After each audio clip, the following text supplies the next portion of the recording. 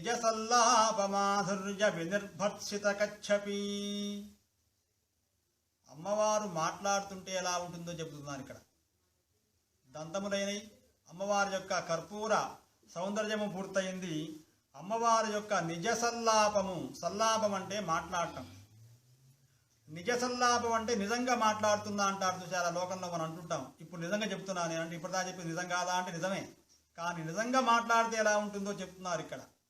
అంటే ఎటువంటి రాగములు, మోహములు, అసత్యములు లేకుండా మాట్లాడేటువంటి దాన్ని నిజంగా అంటాం మనం.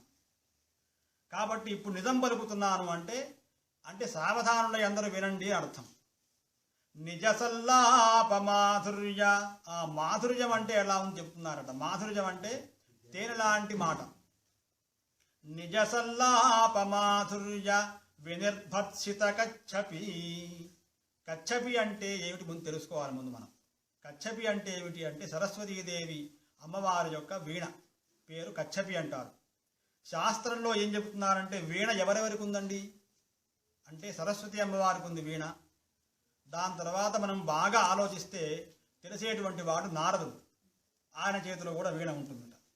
అందుకే శాస్త్రకారులు చెబుతున్నారు, విశ్వావసోస్స బృహతి తుంబురోస్తు కళావతి సా నారదస్య మహతి సరస్వత్యాస్తు కచ్చపి అని శాస్త్రం చెబుతుంది ఇక్కడ. విశ్వావసుకు ఉండేటువంటి వీణ పేరు, విశ్వావసు ఎవరండి అంటే గంధర్వుడట. ఆయన గంధర్వుడు చాలా గొప్పవాడు, ఆయన గొప్పగా వీణ వాయించేటువంటి వాడు. ఆయన చేతిలో ఒక వీణ ఉంది, ఆ వీణ పేరు బృహతి అంటారు. తుంబురుడు అంటే తుంబురుడు నారదుడు ఇద్దరు కూడా మిత్రుడు.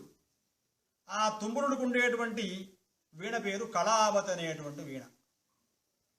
నారద మహర్షి యొక్క చేతిలో ఉండేటువంటి వీణ పేరు ఏమిటి అంటే మహతి, అంటే ఆయన యొక్క వీణ. సరస్వతి అమ్మవారి యొక్క వీణ పేరు కచ్చపి. అందుకే అమ్మవారి నామాల్లో ఏమంటున్నారట, నిజ సల్లాప మాధుర్య వినిర్భర్షిత కచ్చపి. అంటే అందరికంటే గొప్పదగు వీణ ఎవరి చేతిలో ఉందండి అంటే సరస్వతి అమ్మవారి యొక్క చేతిలో ఉంది. ఆమె వీణ వాయిస్తుంటే వేదాన్ని మొత్తం కూడా వీణ ద్వారా వాయిస్తుందట.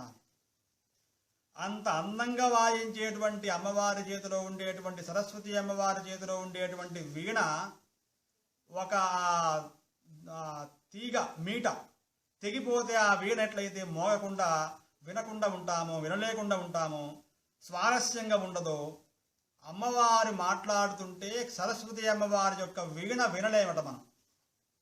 అంటే అంత అందంగా మాట్లాడేటువంటి స్వభావం గలది అమ్మవారు అని చెబుతున్నారు. నిజ సల్లాప మాధుర్య. మాధుర్యం అంటే తేనె కాదు, తేనె కంటే చాలా గొప్పది. ఎంత గొప్పది అండి అంటే సరస్వతి అమ్మవారు వీణనే మనం వినలేము. అంత అందంగా మాట్లాడేటువంటి స్వభావం గలది అమ్మవారు అని చెబుతున్నారు. నిజ సల్లాప మాధుర్య వినిర్భర్షిత. నిర్భర్షితం అంటే తోయబడ్డటువంటి. అంటే సరస్వతి అమ్మవారి యొక్క వీణావాదన మనం ఇంత తోసేద్దాం పక్కకి, ఇది బాలేదు, ఇదే బాగుంది అనేటువంటి స్వభావం మనకు కలుగుతుందట. అటువంటి అమ్మవారి యొక్క మాట్లాడేటువంటి విధానం అంత గొప్పగా ఉందండి అంటున్నారు. దీన్ని బట్టి ఏం నేర్చుకోవాలంటే అంటే మనందరం కూడా అందంగా మాట్లాడడం నేర్చుకోవాలి. ఈ నామాలు వింటే లాభం లేదు, అందంగా మాట్లాడాలి. అమ్మవారు ఇలా మాట్లాడుతుందంటే మనం ఇలా మాట్లాడాలని నేర్చుకోవాలట. నిజ సల్లాప మాధుర్య వినిర్భర్షిత కచ్చపి. ఓం శ్రీమాత్రే నమః.